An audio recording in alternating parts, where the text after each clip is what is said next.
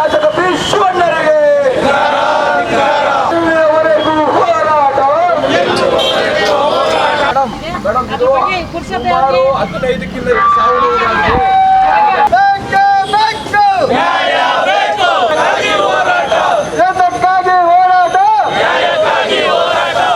ಆಗಿರುವಂತಹ ಅನ್ಯಾಯ ನೋವು ನಲಿವುಗಳನ್ನ ಸವಿಸ್ತಾರವಾಗಿ ತಾಂತ್ರಿಕವಾಗಿ ಎತ್ತರ ಮಾಡಿ ಅನಧಿಕೃತವಾಗಿ ಏನೆಷ್ಟು ತಗ್ಗುಗಳು ಅನೇಕ ಪರಿವಾರಗಳು ಮಳೆ ಬಂದಾಗ ಇದು ಏನಾಗುತ್ತೆ ಅಂದರೆ ಹೆಚ್ಚು ದೊಡ್ಡ ಪ್ರಮಾಣದ ವಾಹನಗಳು ಹೋಗೋದ್ರಿಂದ ಅದು ರೋಡು ಶೇಕ್ ಆಗಿ ಆಗಾಗ್ಗೆ ಗುಂಡಿ ಖಂಡಿತ ಬೀಳ್ತಾ ಇದೆ. ಆರ್ಟಿಐನು ಸಹ ಅವ್ರು ಲೆಕ್ಕಕ್ಕೆ ಕೊಡ್ತಾ ಇಲ್ಲ.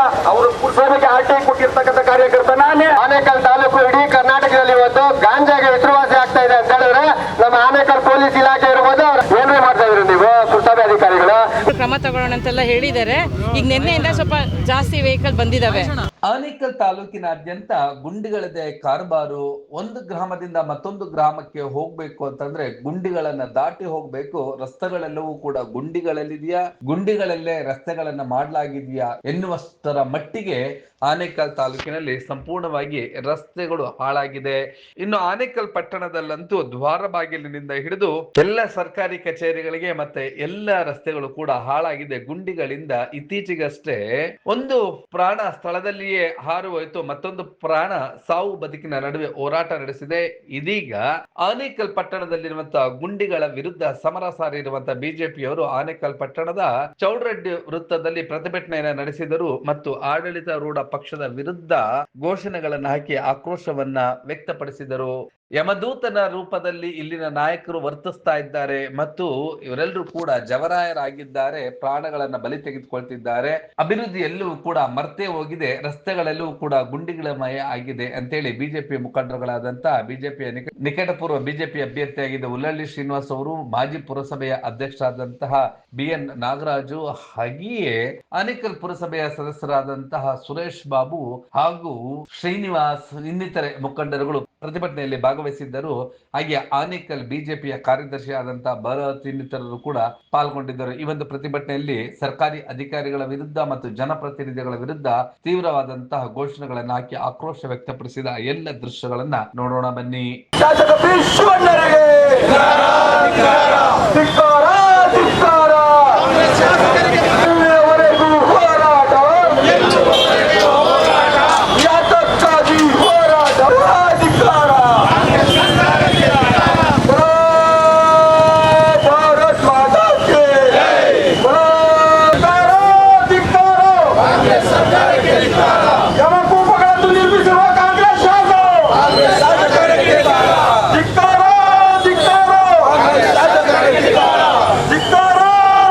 ಹೌದು, ಈ ಒಂದು ಸಿಸಿ ಕ್ಯಾಮೆರಾ ದೃಶ್ಯಗಳಲ್ಲಿ ನೀವು ನೋಡ್ತಿರುವಂತದ್ದು ದಂಪತಿ ಬೈಕ್ ನಲ್ಲಿ ಹೋಗುವಾಗ ಗುಂಡಿ ತಪ್ಪಿಸಲು ಹೋಗಿ ಈ ಒಂದು ಅಪಘಾತ ನಡೆದಿದೆ. ಸ್ಥಳದಲ್ಲಿಯೇ ಗಂಡ ಮೃತಪಟ್ಟಿದ್ದು, ಹೆಂಡತಿ ಸಾವು ಬದುಕಿನ ನಡುವೆ ಹೋರಾಟವನ್ನ ನಡೆಸ್ತಾ ಇದ್ದಾರೆ. ಈ ಒಂದು ಘಟನೆಯನ್ನ ಖಂಡಿಸಿ ಈಗ ಈ ಹಳ್ಳಗಳಿಂದ ಪ್ರಾಣಗಳು ಹೋಗ್ತಿದೆ ಅಂತೇಳಿ, ಗುಂಡಿಗಳಿಂದ ಪ್ರಾಣಗಳು ಹೋಗ್ತಿದೆ ಅಂತೇಳಿ ಬಿಜೆಪಿಯವರು ಪ್ರತಿಭಟನೆ ನಡೆಸಿದ ಇನ್ನಷ್ಟು ದೃಶ್ಯಗಳನ್ನ ನೋಡೋಣ ಬನ್ನಿ.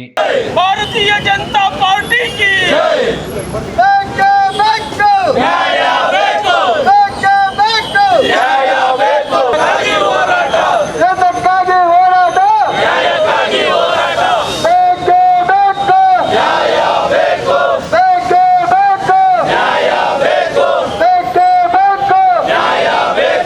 ಈ ಸಂದರ್ಭದಲ್ಲಿ ಮುಖಂಡರು ಮತ್ತು ಅಧಿಕಾರಿಗಳ ನಡುವೆ ಹಾಗೂ ಪೊಲೀಸರ ನಡುವೆ ಮಾತಿನ ಚಕಮಕಿ ನಡೆದಿದ್ದು ಹೀಗೆ. ಒಳ್ಳೇದಾಗಬೇಕು, ಸಾರ್ವಜನಿಕ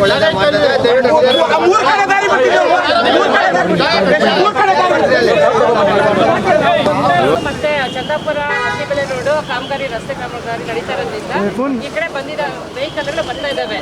ಓಕೆನಾ, ಇದ್ರ ಬಗ್ಗೆ ಈಗಾಗಲೇ ನಮ್ಮ ಟೌನ್ ಜಾಸ್ತಿ ಓಡಾಡ್ತಾ ಇರೋದ್ರಿಂದ ಮೇಲಧಿಕಾರಿಗೆ ವಿಚಾರ ತಿಳಿಸಿದ್ದೀವಿ. ಆ ವಿಚಾರ ಹೋಗಿದೆ.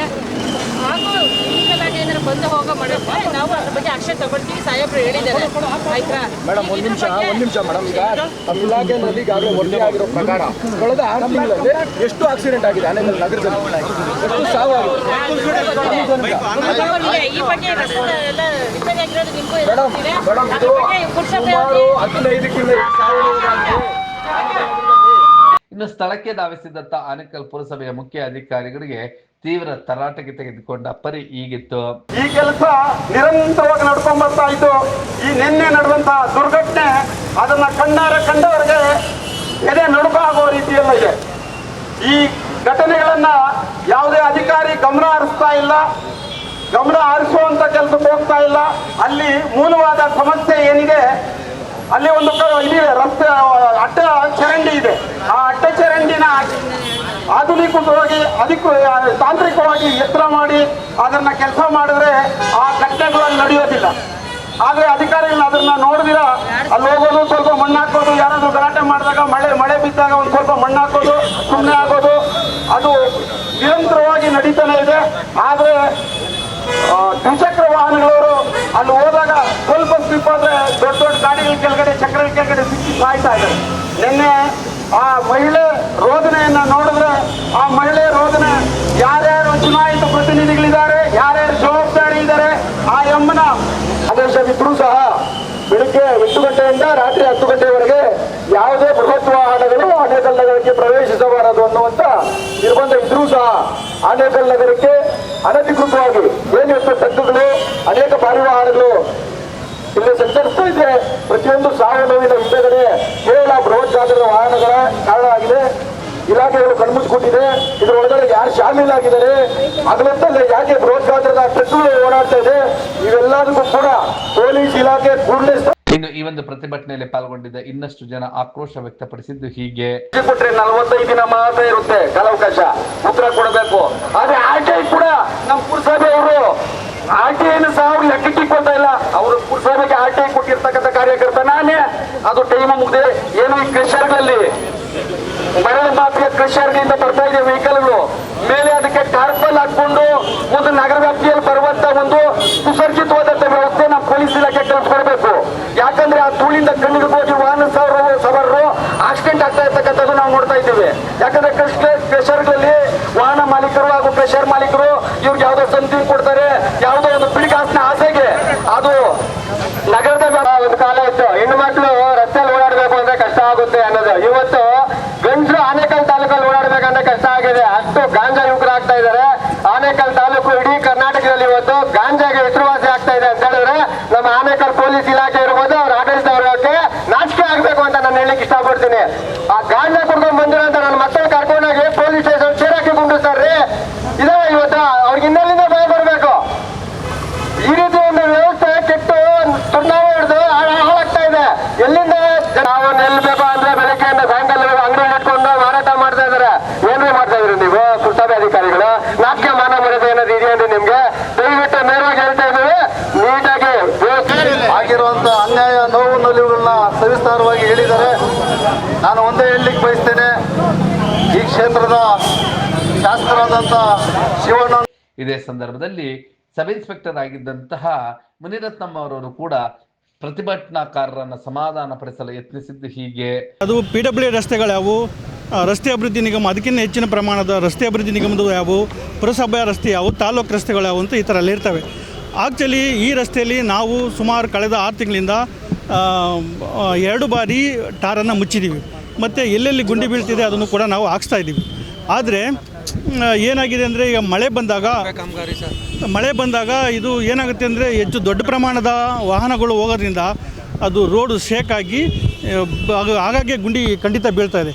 ಈಗ ನೋಡಿ, ತಾವು ಗಮನಿಸ್ಬೋದು, ಮೊನ್ನೆ ತಿಮ್ಮರಾಯ ಸ್ವಾಮಿ ದೇವಸ್ಥಾನದ ಜಾತ್ರೆ ಸಂದರ್ಭದಲ್ಲಿ ನಮ್ಮ ವೆಲ್ಕಮ್ ಬೋರ್ಡಿಂದ ಹಿಡಿದು ಹೊಸೂರು ರಸ್ತೆ ತನಕ ಮತ್ತು ಇಲ್ಲಿ ತುಂಬ ದೊಡ್ಡ ಪ್ರಮಾಣದ ಒಂದು ಗುಂಡಿ ಬಿದ್ದಿತ್ತು ಇಲ್ಲಿ ಈ ಸರ್ಕಲಲ್ಲಿ.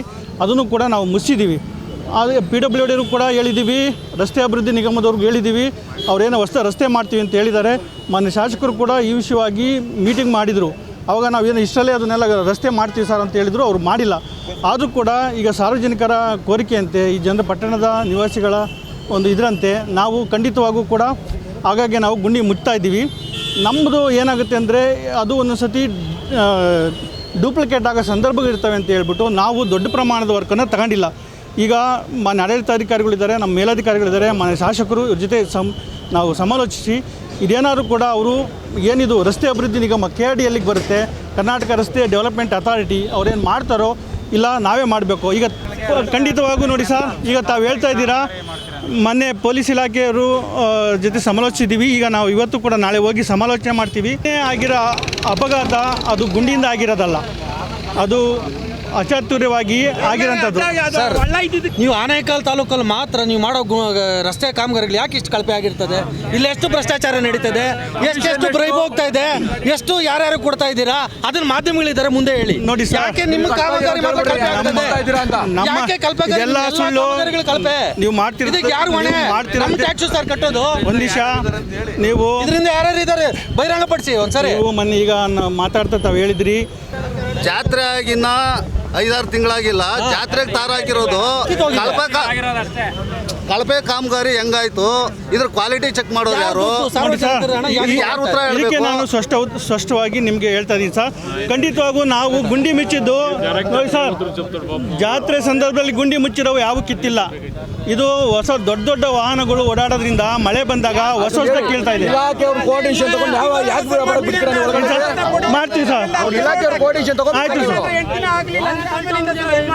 ಆಯ್ತು ಸರ್,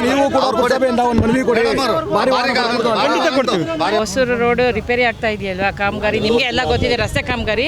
ಹಾಗಾಗಿ ವಾಹನಗಳೇನೋ ಈ ಕಡೆ ಬಿಟ್ಟಿದ್ದಾರೆ ಅನಿಸುತ್ತೆ. ನಾವು ಆಲ್ರೆಡಿ ಈಗ ಅದ್ರ ಬಗ್ಗೆ ಮೇಲಾಧಿಕಾರಿಗಳಿಗೆಲ್ಲ ತಿಳಿಸಿದ್ದೀವಿ, ಅವರು ಕ್ರಮ ತಗೊಳ್ಳೋಣ ಅಂತೆಲ್ಲ ಹೇಳಿದ್ದಾರೆ.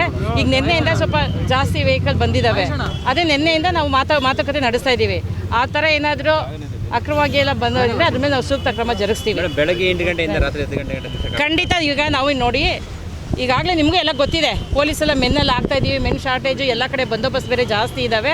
ಆದರೂ ಸಹ ಮೆನ್ನೆಲ್ಲ ಸಫಿಷಿಯೆಂಟ್ ಮೆನ್ ಹಾಕ್ಕೊಂಡು ನಾವು ಮಾಡಿಕೊಡ್ತಾ ಇದ್ದೀವಿ. ಭಾರಿ ಪ್ರಮಾಣ ರಸ್ತೆಗಳು ಬಂದರೆ ಅದ್ರ ಬಗ್ಗೆ ನಾವು ಸೂಕ್ತ ಕ್ರಮ ತಗೊಳ್ತೀವಿ. ಒಟ್ಟಿನಲ್ಲಿ ಆನೇಕಲ್ ಪಟ್ಟಣ ಸಂಪೂರ್ಣವಾಗಿ ಗುಂಡಿಮಯವಾಗಿದೆ. ಆದ್ದರಿಂದಲೇ ಅಪಘಾತಗಳು ನಡೀತಿದೆ ಹಾಗೂ ಭಾರೀ ಗಾತ್ರದ ವಾಹನಗಳು ಬರೋದ್ರಿಂದ ರಸ್ತೆಗಳು ಕೂಡ ಹಾಳಾಗ್ತಾ ಇದೆ. ಗುಣಮಟ್ಟದ ಕಾಮಗಾರಿಗಳು ಆಗ್ತಿಲ್ಲ ಅಂತೇಳಿ ಬಿಜೆಪಿಯ ಮುಖಂಡರುಗಳು ಆಕ್ರೋಶವನ್ನು ವ್ಯಕ್ತಪಡಿಸಿದರು. ನೀವು ಈ ಕೂಡ ಎಲ್ಲ ನಮ್ಮ ಚಾನಲ್ಗೆ ಸಬ್ಸ್ಕ್ರೈಬ್ ಆಗಿಲ್ಲ ಅಂದರೆ ಸಬ್ಸ್ಕ್ರೈಬ್ ಬಟನನ್ನು ಕ್ಲಿಕ್ ಮಾಡಿ, ಪಕ್ಕದಲ್ಲಿರೋ ಬೆಲ್ ಐಕನನ್ನು ಕ್ಲಿಕ್ ಮಾಡಿ. ನಾವು ಅಪ್ಲೋಡ್ ಮಾಡುವಂತಹ ವಿಡಿಯೋಸ್ ನಿಮಗೆ ನೋಟಿಫಿಕೇಶನ್ ಬರುತ್ತೆ.